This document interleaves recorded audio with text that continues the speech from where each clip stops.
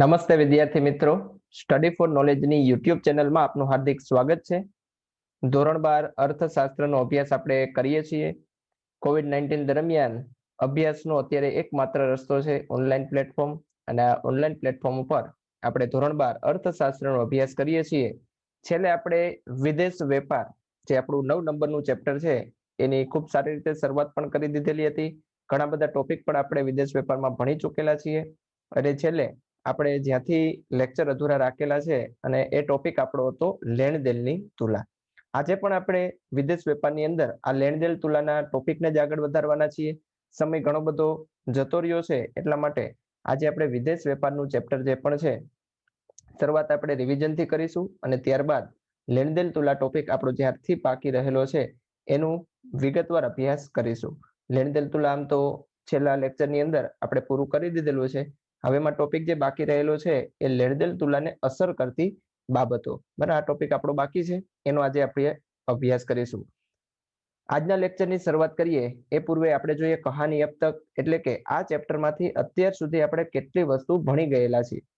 COVID-19 દરમિયાન 2021ની તમારી બોર્ડની એક્ઝામ દરમિયાન વિદેશ વેપારમાંથી 30% જેટલો સિલેબસ છે એ કટ થઈ ગયેલો છે. ઘણા બધા ટોપિક સરકાર દ્વારા રિમૂવ કરી દીધેલા છે. એનો પણ મેં એક વિડીયો બનાવેલો છે. તમે કદાચ તમારી ટેક્સ્ટ બુકની અંદર એ જે નીકળી ગયેલા ટોપિક છે એ પણ હાઇલાઇટ કરી દીધેલા છે. એ ટોપિક તમારે આ વર્ષ પૂરતા એક્ઝામની અંદર તૈયાર કરવાના નથી. જે પણ બાકીના ટોપિક બચે છે એનો તમારે અભ્યાસ કરવાનો છે. ઘણું બધું સરળ આ ચેપ્ટર થઈ ગયેલું છે.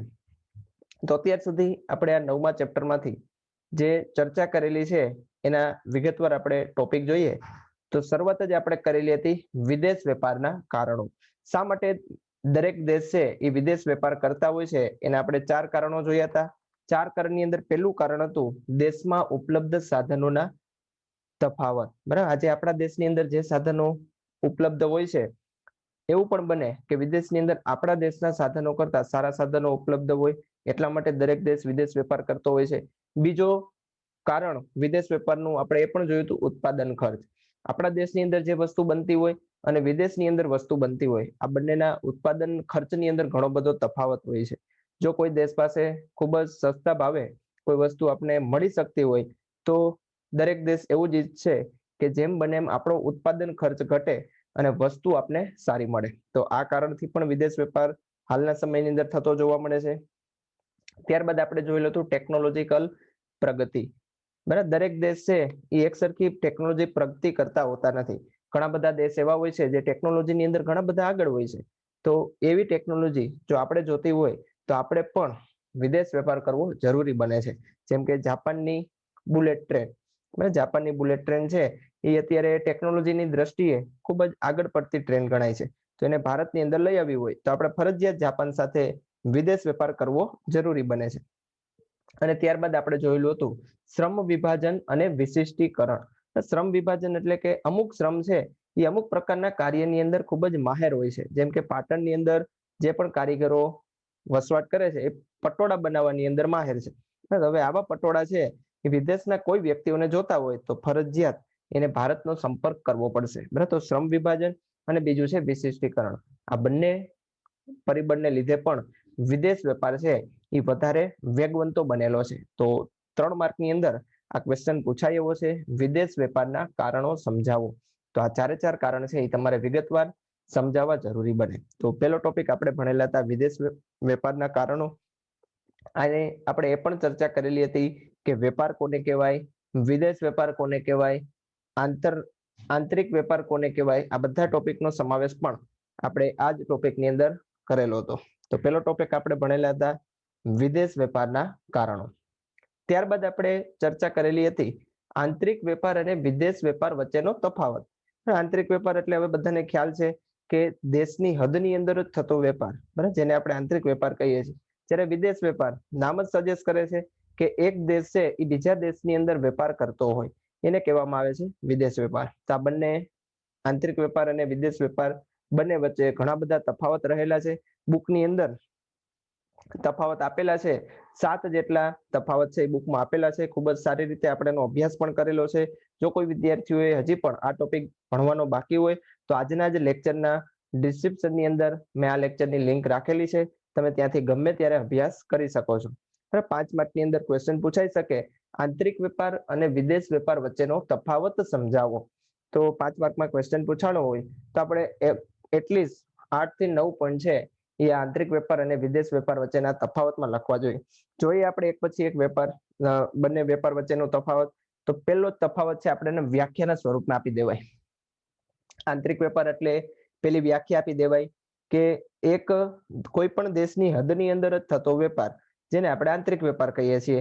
વિદેશ વેપારની તમારે વ્યાખ્યા આપવી હોય તો એવું કહી શકાય કે દેશના હદની બહાર થતો કોઈ પણ વેપાર, જેને આપણે શું કહેવાય, વિદેશ વેપાર. ચાલો વ્યાખ્યા આપી દીધી. ત્યારબાદ હવે આપણે એના કદની વાત કરવી પડે. તો કે આંતરિક વેપારનું કદ છે એ ખૂબ જ નાનું છે, કારણ કે એક મર્યાદિત પ્રદેશ પૂરતો જ આપણો વેપાર છે.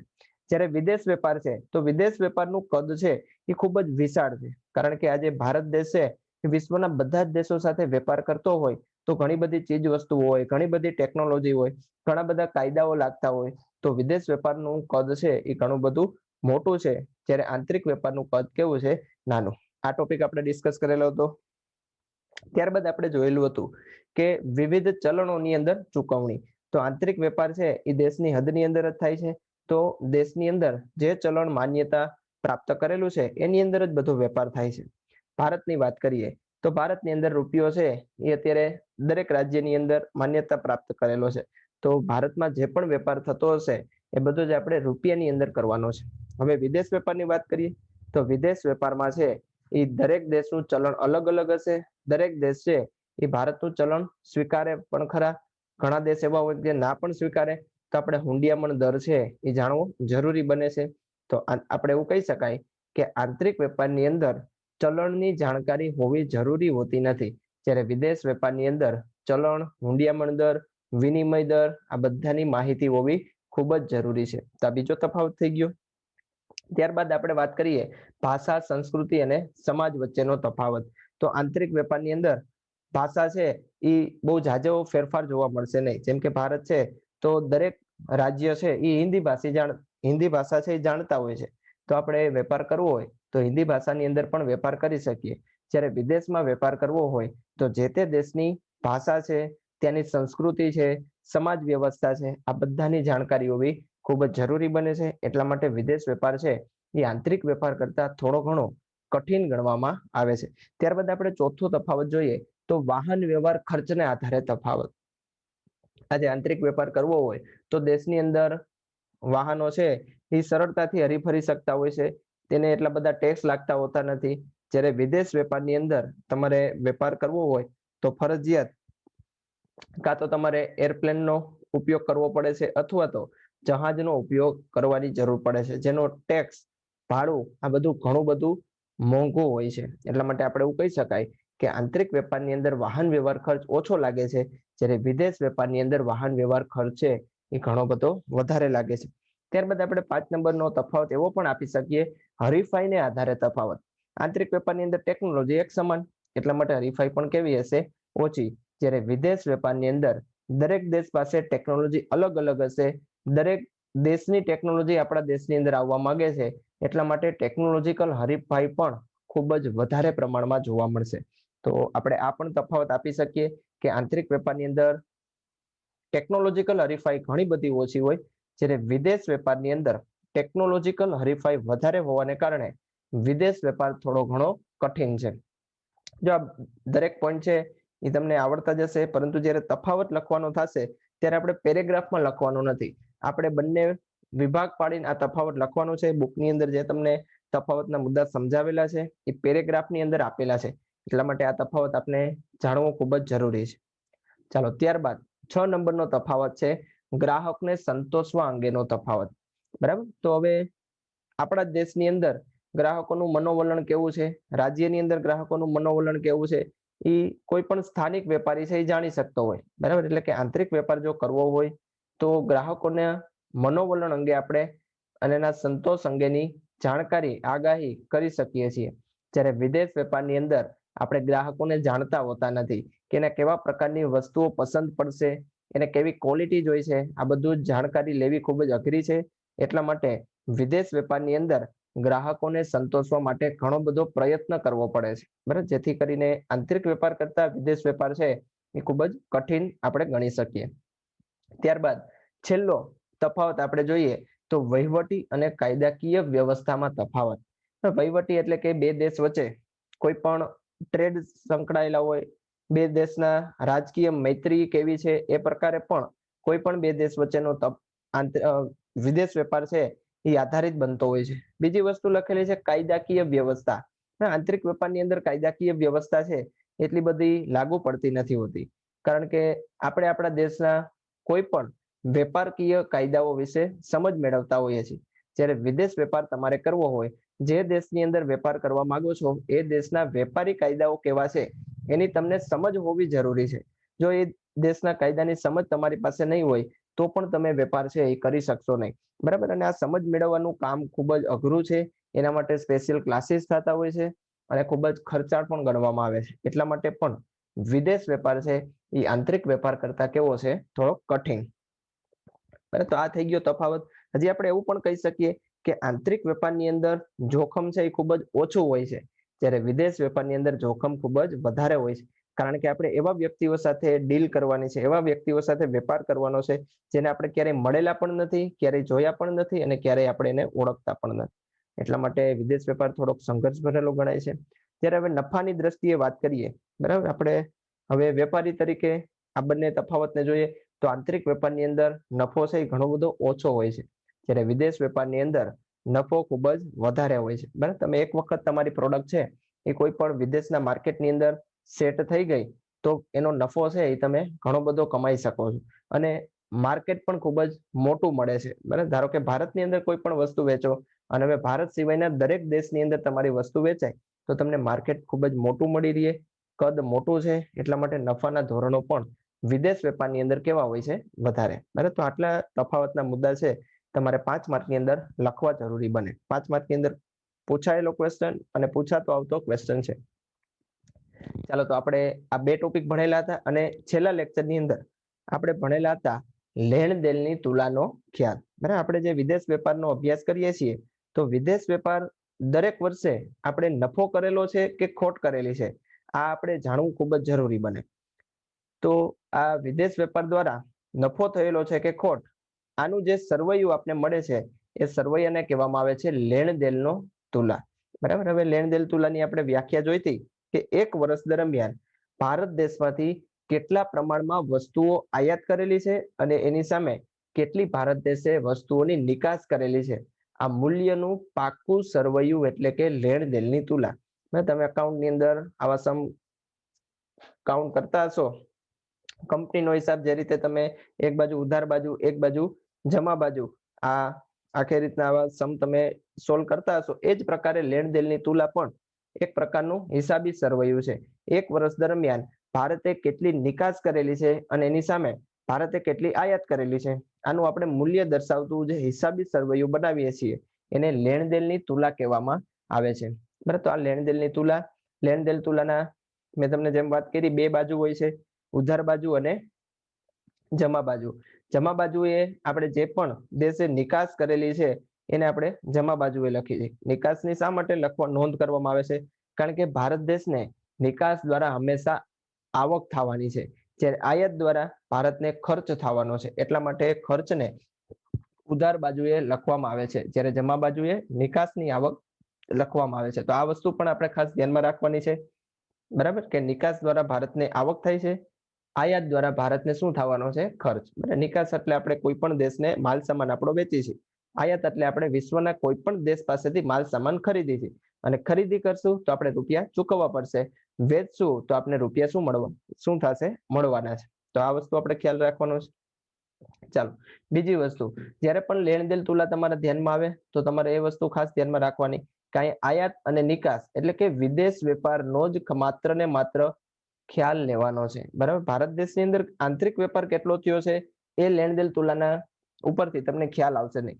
માત્ર ને માત્ર એક વર્ષ દરમિયાન કેટલો વિદેશ વેપાર કરેલો છે એનો જ અંદાજો આપણે લેણ દેણ તુલા ઉપરથી આપી શકીએ. બરાબર, એટલે કે એક વર્ષ દરમિયાન આયાત કેટલી, નિકાસ કેટલી.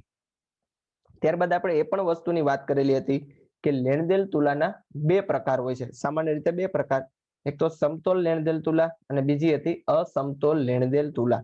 સમતોલ એટલે કે બંને પલ્લું કેવું હોય, સરખું, એટલે કે જેટલી આયાત કરેલી છે એટલી જ નિકાસ કરેલી હોય તો કોઈ પણ દેશની લેણદેણ તુલા છે એ કેવી કહેવાશે, સમતોલ.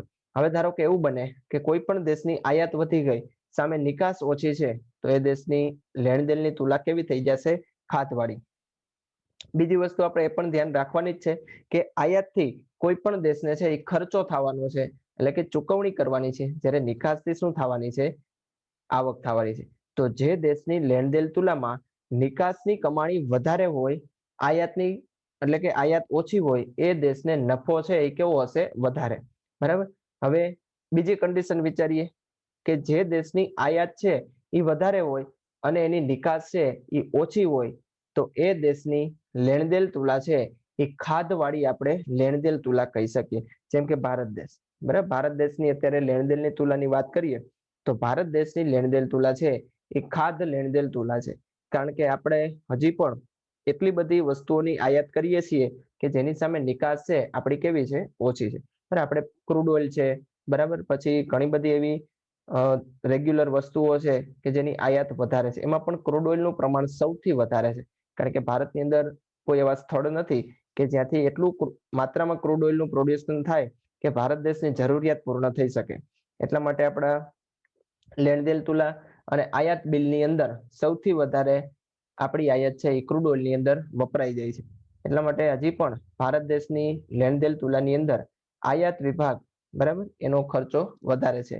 એની સામે નિકાસ પણ આપણી છે જ, પરંતુ જેટલી આયાત કરીએ છીએ એટલી બધી નિકાસ હજી આપણે કરી શકેલા નથી. બાકી આપણા દેશની કેમિકલ, આપણા દેશના દવાઓ, બરાબર, પછી આઈટી ક્ષેત્ર, આ બધાની નિકાસ પણ ઘણી બધી સારી માત્રાની અંદર જોવા મળે છે. બરાબર, તો આ લેણદેણ તુલાનો ખ્યાલ થઈ ગયો.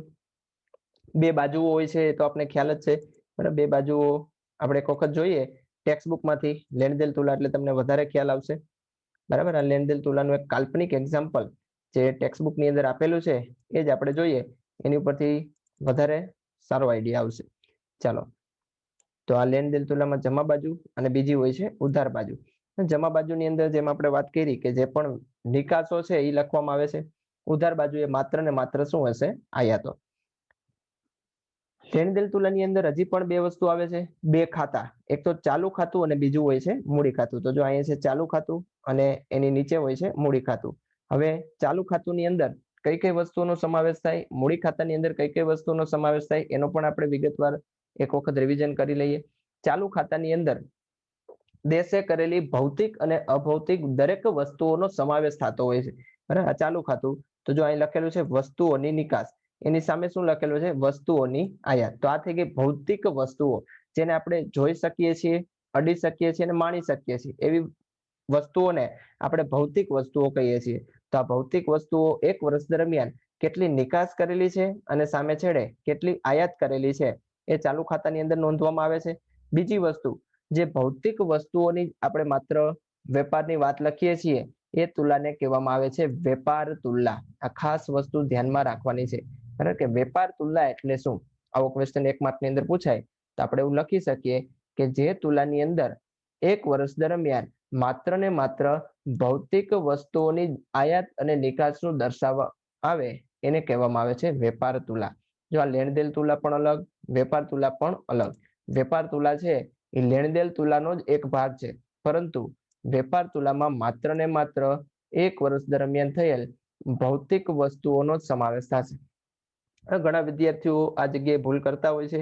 વેપાર તુલામાં પણ સેવા ક્ષેત્રની આવક છે એ દર્શાવી દેતા હોય છે. બરાબર, પણ જનરલી ક્યારેય પણ વેપાર તુલામાં અભૌતિક વસ્તુનો સમાવેશ થશે નહીં.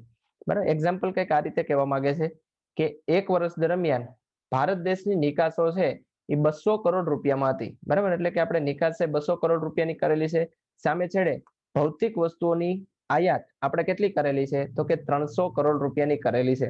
બરાબર, તો અહીં આપણે જોવા મળે છે કે આપણી વેપાર તુલા છે એ બેલેન્સ છે નહીં. જેટલી આયાત છે એની સામે નિકાસ આપણી કેવી છે, ઓછી. તો વેપાર તુલાની અંદર શું પડેલી છે, ખાધ પડેલી છે. એટલે કે 100 કરોડ રૂપિયાની શું છે, એ ખોટ. બરાબર, બીજી વસ્તુ, વેપાર તુલાને ક્યારેય બેલેન્સ કરી શકાય નહીં. બરાબર. બાકી આખી લેણદેણ તુલાને આપણે લાસ્ટની અંદર બેલેન્સ કરતા હોઈએ છીએ, પરંતુ વેપાર તુલાને ક્યારેય સમતોલ બનાવી શકાય નહીં. એ જેમ હોય એમ જ તમારે દર્શાવવી પડે છે. બરાબર. તો જે પણ વિકસિત દેશો છે એની વેપાર તુલા છે એ પુરાંત વેપાર તુલા હોય છે. જે પણ વિકાસશીલ દેશ, અલ્પ વિકસિત દેશો છે એની વેપાર તુલા હજી પણ ખાધવાળી જોવા મળે છે. તો પેલો ભાગ ચાલુ ખાતાની અંદર વેપાર તુલા. ત્યારબાદ હજી પણ ચાલુ ખાતાની અંદર સેવાઓની નિકાસ લખવાની બાકી રહેશે, કારણ કે આપણે ભૌતિક વસ્તુઓ જ લખેલી છે. આ બધી અભૌતિક વસ્તુ આવી ગઈ. મૂડી આવક છે, એક તરફી આવક છે, આ બધાનો સરવાળો આપણે કરી તો એક વર્ષ દરમિયાન આપણે ચાલુ ખાતાની અંદર 600 કરોડ રૂપિયાની શું કરેલી છે? નિકાસ કરેલી છે. અને સામે છેડે 800 કરોડ રૂપિયાની આપણે આયાત કરેલી છે. તો 200 કરોડ રૂપિયાની શું આપણે પડેલી છે? ખાધ પડેલી છે. પરંતુ કયા ખાતામાં? તો કે ચાલુ ખાતાની અંદર ભારતને 200 કરોડ રૂપિયાની શું છે? ખાધ. બરાબર. અહીંયા ભૌતિક અને અભૌતિક વસ્તુઓ છે એ ચાલુ ખાતાની અંદર આવી ગઈ. બરાબર. તો આ થઈ ગયું લેણદેણ તુલાનું પહેલું ખાતું, ચાલુ ખાતું. હવે આપણે વાત કરીએ લેણદેણ તુલાનું બીજું ખાતું, એટલે કે મૂડી ખાતું. મૂડી ખાતાની અંદર ભારત દેશે કોઈ દેશની અંદર ઇન્વેસ્ટમેન્ટ કરેલું હોય અને એને આવક થતી હોય એવી બધી આવક આપણે અહીંયા ગણવાની રહેશે. ચાલો જોઈએ. તો અહીંયા પણ બે ખાતા, બે બાજુ, જમા બાજુ અને બીજી હોય છે ઉધાર બાજુ. ચાલો, મૂડી ખાતાની અંદર ભારત દેશે કોઈ પણ જગ્યાએ ઇન્વેસ્ટમેન્ટ કરેલું છે અને હવે એને આવક થાય છે, અથવા તો ભારત દેશે કોઈ બીજા દેશ પાસેથી લોન લીધેલી છે અને હવે એને આપણે વ્યાજ ચૂકવવાનું છે. તો આવી બધી આવકો છે આપણે મૂડી ખાતાની અંદર દર્શાવશું. તો પહેલા આપણે નિકાસની વાત કરીએ, એટલે કે જમા બાજુ છે લાંબા ગાળાનું ઋણ. બરાબર. એટલે કે ધારો કે ભારત દેશે કોઈ વિશ્વના બીજા દેશની અંદર કોઈ અલ્પ વિકસિત દેશ છે એને લોન આપેલી હોય અને લોનના બદલામાં ભારત દેશને વ્યાજ મળતું હોય, તો વ્યાજ છે એ ભારત માટે શું થઈ ગઈ કહેવાય? આવક. તો એ આવક આપણે ક્યાં લખવાની થશે? જમા બાજુએ. તો જો કોઈ પણ દેશને ભારતે લાંબા ગાળા માટે લોન આપેલી હોય અને સમયાંતરે એનું જો વ્યાજ આપણે મળતું રહેતું હોય તો એ લાંબા ગાળાના ઋણની અંદર દર્શાવવું પડશે. તો અત્યારે 200 કરોડ રૂપિયા આપણે કાલ્પનિક એક્ઝામ્પલ છે અને ખરેખર અત્યારે આપણે ભારત મૂડી ખાતાની અંદર પુરાંત ધરાવે છે, એટલા માટે એક્ઝામ્પલ પણ એ પ્રકારે સેટ કરેલું છે કે લાંબા ગાળાનું ઋણ છે એ ભારતને 200 કરોડ રૂપિયા મળેલું છે. સામે છેડે લાંબા ગાળાનું ધિરાણ, એટલે કે આપણે પણ વિશ્વના કોઈ બીજા દેશ પાસેથી લોન લેવાની જરૂર પડતી હોય છે. તો જે વિકસિત દેશો પાસેથી આપણે લોન લીધેલી હોય, ધિરાણ લીધેલું હોય, એનું પણ વ્યાજ આપણે ચૂકવતું રહેવું પડે છે. તો એવું વ્યાજ છે આપણે 80 કરોડ છે એ દર્શાવેલું છે. બરાબર. તો લાંબા ગાળાનું ધિરાણ આપણે ચૂકવવાની ઓછું પડે છે, એની સામે આપણે ઋણ કેવું મળે છે? વધારે ઋણ, એટલે કે વ્યાજ. હવે ટૂંકા ગાળાનું વ્યાજની વાત કરીએ તો અમુક દેશને આપણે 1 વર્ષ 2 વર્ષ પૂરતી જ લોન આપેલી હોય. બરાબર. તો એ હવે લોનના જે પણ આપણે વ્યાજ ચૂકવશે તો એ આપણા દેશ માટે શું થવાની છે? આવક. તો એને આપણે મૂડી ખાતાની અંદર જ દર્શાવશું, કારણ કે ભૌતિક અને અભૌતિક આ બંને પ્રકારની એક વસ્તુ છે નહીં. આ બધી આપણી આવકો કેવી છે? મૂડી આવક છે. એક વખત ભારત દેશે ઇન્વેસ્ટમેન્ટ કરેલું હતું, હવે સમયાંતરે એમાંથી આપણે આવક થાય છે અને આવી જ આવકને આપણે કેવી આવક કહી છીએ? મૂડી આવકો. અને મૂડી ખાતાની અંદર માત્ર મૂડીજન્ય વસ્તુઓનો સમાવેશ થતો હોય છે. બરાબર. તો ટૂંકા ગાળાનું ઋણ છે એ કેવું મળે છે આપણે? 100 કરોડ. એની સામે ટૂંકા ગાળાનું ધિરાણ, એટલે કે આપણે વિશ્વના બીજા દેશ પાસેથી હજી એટલી બધી લોન લેવાની જરૂર પડતી નથી. એના પછી સોનાનું વેચાણ. બરાબર. તો સોનું પણ એક પ્રકારની મૂડી જ કહેવાય છે. એનાથી પણ ઇન્વેસ્ટમેન્ટ ઘણું બધું થતું હોય છે. તો સોનાની નિકાસ આપણે 100 કરોડ રૂપિયાની કરેલી છે, એની સામે સોનાની ખરીદી છે એ 50 કરોડ રૂપિયાની કરેલી છે. હજી પણ આની અંદર ઘણી બધી વસ્તુઓ સમાવેશ થતો હોય, જેમ કે શેર છે, બોન્ડ છે, એટલે કે જે પણ ઇન્વેસ્ટમેન્ટ માટેની વસ્તુઓ છે એ બધાની આવક અને જાવક આપણે ક્યાં દર્શાવવી પડે છે? મૂડી ખાતાની અંદર. હવે એક વર્ષની અંદર જેટલી પણ મૂડીજન્ય વસ્તુની નિકાસ કરેલી છે, મૂડીજન્ય વસ્તુની આયાત કરેલી છે, એનો આપણે સરવાળો કરવાનો છે. બરાબર. પછી આપણે જોશું કે મૂડી ખાતાની અંદર આપણે ખાધ ધરાવીએ છીએ કે પુરાંત. તો અહીંયા મેં ફાઇનલ સરવાળો કર્યો તો પેટા સરવાળો મૂડી ખાતાનો મને મળે છે 400 કરોડ રૂપિયા, જ્યારે ઉધાર ખાતાનો સરવાળો મને કેટલો મળે છે? 190 કરોડ. એટલે કે એવું હું કહી શકું કે મૂડી ખાતાની અંદર ભારત દેશ છે એ શું ધરાવે છે? પુરાંત ધરાવે છે. બરાબર. અહીંયા જો ચાલુ ખાતાની અંદર -200, એટલે કે આપણી આયાત જેટલી છે એની સામે નિકાસ આપણી કેવી હતી? ઓછી. જ્યારે મૂડી ખાતાની અંદર આપણી જેટલી આયાત છે એની સામે નિકાસ કેવી છે? વધારે. તો મૂડી ખાતાની અંદર ભારત હાલમાં પણ પૂરાંત ધરાવે છે. ચાલો હવે આપણે ટોટલ લેણદેણ તુલાનું જમા બાજુ અને ઉધાર બાજુ આનો સરવાળો કરવાનો છે અને હવે ફાઇન્ડ કરવાનું છે કે આપણી લેણદેણની તુલા છે એ બેલેન્સ છે કે નહીં. બરાબર, જો જેટલી ઉધાર બાજુ છે એટલી જ જમા બાજુ આપણી હોય તો એવું કહી શકાય કે આપણી લેણદેણ તુલા છે એ કેવી છે? બેલેન્સ છે, સમતોલ તુલા છે. દરેક દેશ છે અત્યારે પોતાની લેણદેણ તુલા છે એ સમતોલ બનાવવાના પ્રયત્ન કરતી જ હોય છે. ચાલો જોઈએ. તો ચાલુ ખાતાની જમા બાજુ છે 600 અને મૂડી ખાતાની જમા બાજુ છે 400. તો કુલ જમા બાજુ આપણે કેટલી મળે છે? 1000 કરોડ રૂપિયા. હવે આ જ પ્રમાણે આપણે ઉધાર બાજુએ જોઈએ તો ચાલુ ખાતાની ઉધાર બાજુ આપણે જોવા મળે છે 800 કરોડ રૂપિયા, જ્યારે મૂડી ખાતાની ઉધાર બાજુ આપણે જોવા મળે છે 190 કરોડ રૂપિયા. આ બંનેનો સરવાળો કરશો તો 990 કરોડ રૂપિયા થશે. તો આપણે એવું કહી શકાય કે આપણા દેશની લેણદેણ તુલા છે એ કેવી છે? ખાધવાળી તુલા છે. બરાબર, 10 કરોડ રૂપિયાની શું આવી છે? ખાધ. હવે જો છેલ્લે ગણતરીની ભૂલો એવું એક તમને દેખાશે +10 કરેલું છે, તો આ લેણદેણ તુલાને બેલેન્સ કરેલી છે, એટલે કે સમતોલ કરેલી છે. લેણદેણ તુલાને સમતોલ કોણ કરી શકે? તો કે સરકાર દ્વારા પણ થઈ શકે અને આરબીઆઈ દ્વારા પણ લેણદેણ તુલાને બેલેન્સ કરવામાં આવે છે. કઈ રીતે કરતા હોય છે? તો આપણે ચોથા ચેપ્ટરની અંદર આ ટોપિક ભણી ગયા છીએ. બેન્કિંગ અને નાણાકીય નીતિમાં નાણાકીય નીતિનું પરિમાણાત્મક સાધન છેલ્લું હતું. આરબીઆઈ હુંડિયામણ દરને બેલેન્સ કરવા માટે જામીનગીરીઓ છે એ વખતો વખત વેચતી અને ખરીદતી હોય છે. બરાબર, તો જ્યારે પણ આપણો હુંડિયામણનું બેલેન્સ છે, ફોરેક્સ રિઝર્વ એ ઓછું થશે ત્યારે આરબીઆઈ છે આ પ્રકારની કામગીરી કરીને લેણદેણ તુલાને બેલેન્સ કરતી હોય છે. હવે જો +10 એડ થશે એટલે અહીં 200 થઈ ગયા, એટલે કે ઉધાર બાજુનો સરવાળો પણ 1000, જમા બાજુનો પણ સરવાળો કેવો થઈ ગયો? 1000, અને આપણી લેણદેણ તુલા કેવી થઈ ગઈ? 0, એટલે કે નથી ખાધ અને નથી પુરાંત. બરાબર, અને છેલ્લે એક સેન્ટેન્સ પણ લખેલું છે, વાસ્તવમાં કોઈ પણ દેશની લેણદેણ તુલાની ખાધ અથવા પુરાંત હોઈ શકે છે. આપણી પણ લેણદેણ તુલાની અંદર ખાધ હતી પરંતુ એને બેલેન્સ કરવામાં આવેલી છે. તો લેણદેણ તુલા છે એ આવી રીતે બેલેન્સ પણ કરી શકાય છે અને લેણદેણ તુલા ઉપરથી આપણે સંપૂર્ણ એક વર્ષ દરમિયાન દેશની અંદર કેટલી આયાત અને કેટલી નિકાસ થયેલી છે એની માહિતી મળી શકે. તો આનો અભ્યાસ પણ આપણે ખૂબ જ સારી રીતે વિગતવાર કરેલો જ છે. બરાબર, તો આ લેણદેણ તુલા. હવે આપણે ત્યારબાદનો ટોપિક જે આજે ચર્ચા કરવાની છે એ છે લેણદેણ તુલાને અસર કરતા પરિબળો. જે આપણી લેણદેણ તુલા છે આયાત અને નિકાસ, તો એવા કયા કારણો છે કે જેને લીધે ઘણી વખત આયાત વધી જતી હોય છે, ઘણી વખત નિકાસ વધી જતી હોય છે, ઘણી વખત એવું બને કે અચાનક આયાતની અંદર ઘટાડો થતો હોય, ઘણી વખત એવું બને કે અચાનક આપણી નિકાસ સારી હોય અને નિકાસની અંદર ઘટાડો થતો હોય છે. બરાબર, તો આયાત અને નિકાસને જે પણ અસર કરતા પરિબળો છે એને જ આપણે કહી શકાય લેણદેણ તુલાને અસર કરતા પરિબળો. બુકની અંદર ખૂબ જ સારી રીતે 7 જેટલા પરિબળો આપેલા છે. એ 7 પરિબળો આપણે વિગતે જોઈએ. 2 માર્કની અંદર અલગથી આ ક્વેશ્ચન પૂછાઈ શકે. લેણદેણ તુલાને અસર કરતા પરિબળો સમજાવો. બરાબર, જોઈએ આપણે એક પછી એક પરિબળો. માત્ર તમારે એનલિસ્ટ જ કરવાના છે, વિગતવાર સમજાવવાના નથી, માત્ર હેડિંગ જ એના યાદ રાખવાના છે. ચાલો, પહેલી જ બાબત આવે છે વેપાર થતી વસ્તુઓની વિવિધતા અને ગુણવત્તા.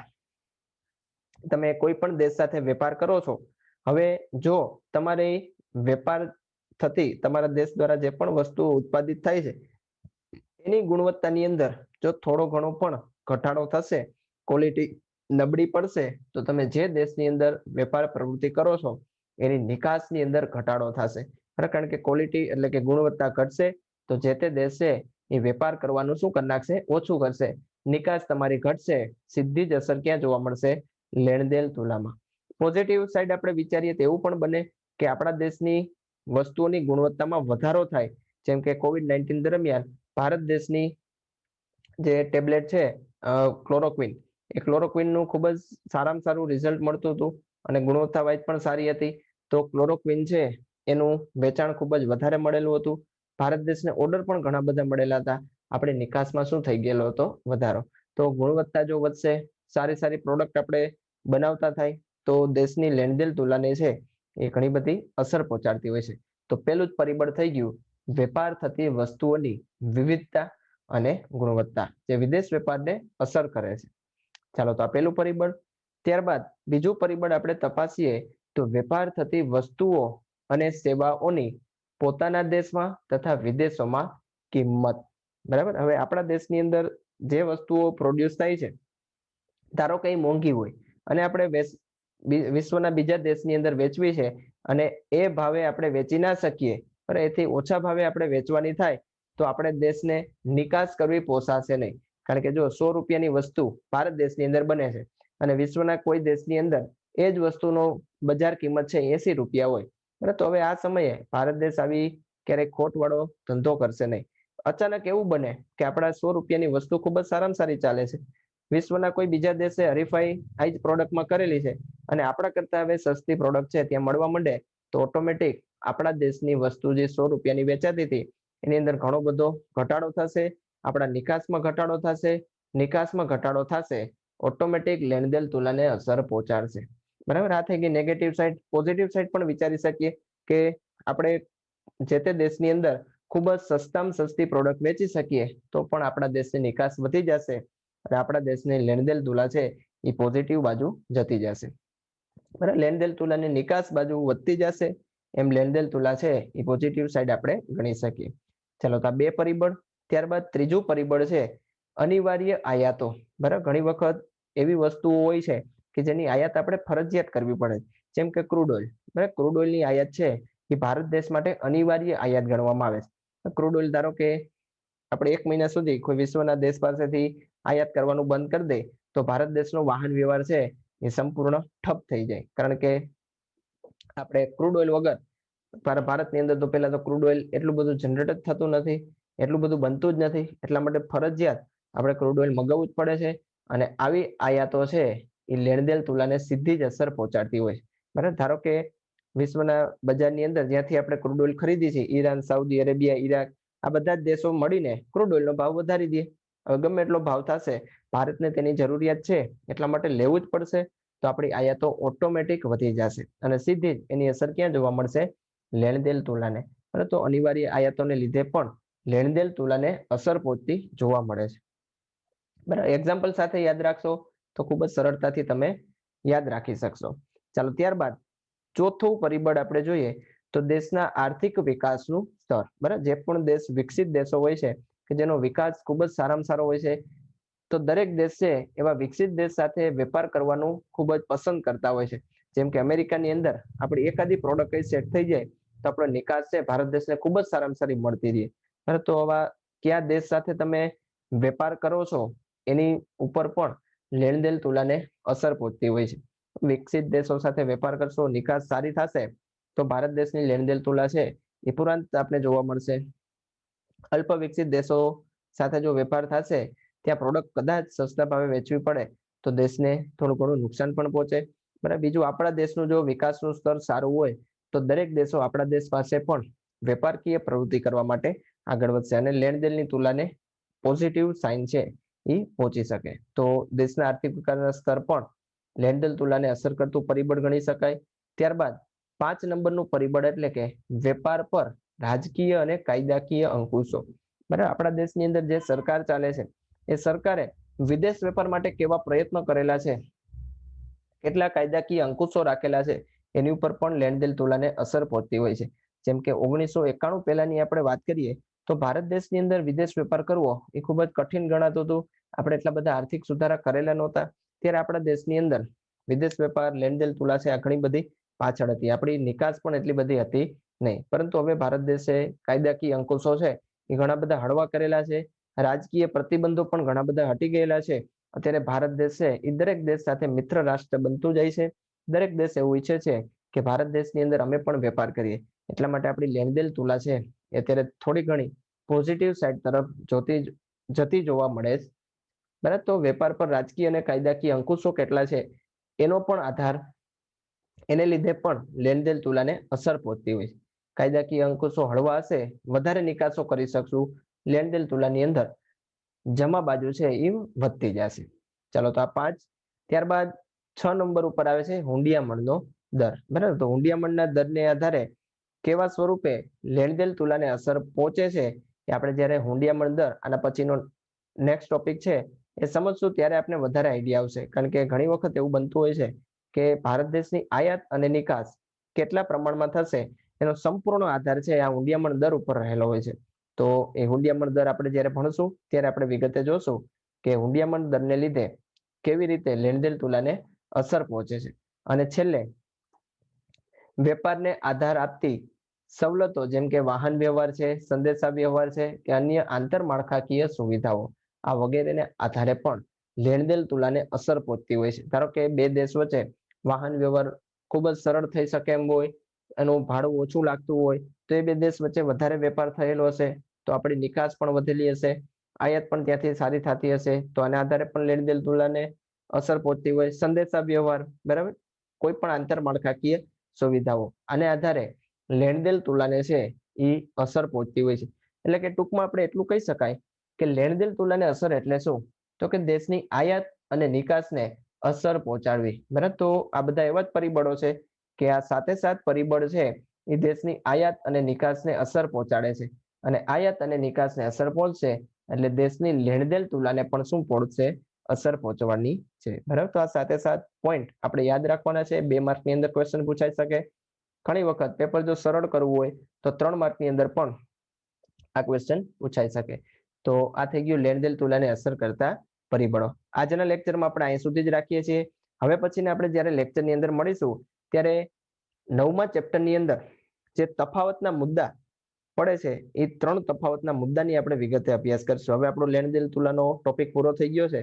તો વેપાર તુલા, લેણદેણ તુલા છે, લેણદેણ તુલાનું ચાલુ ખાતું અને મૂડી ખાતું છે, અને આંતરિક વેપાર અને વિદેશ વેપાર, આ 3 જેટલા તફાવતના મુદ્દા છે એ 9મા ચેપ્ટરની અંદરથી ખૂબ જ મહત્વના છે.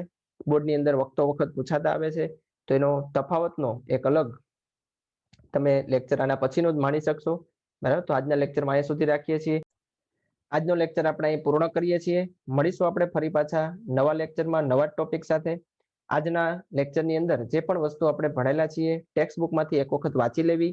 જે પણ નવા શબ્દ લાગેલા છે, ઉદાહરણ આપેલા છે એ ત્યાં નોંધી લેવા, જેથી બોર્ડની એક્ઝામ વખતે જ્યારે પણ તમે ટોપિક વાંચતા હોય વાંચવામાં સરળતા રહે અને યાદ રાખવામાં પણ સરળતા રહે.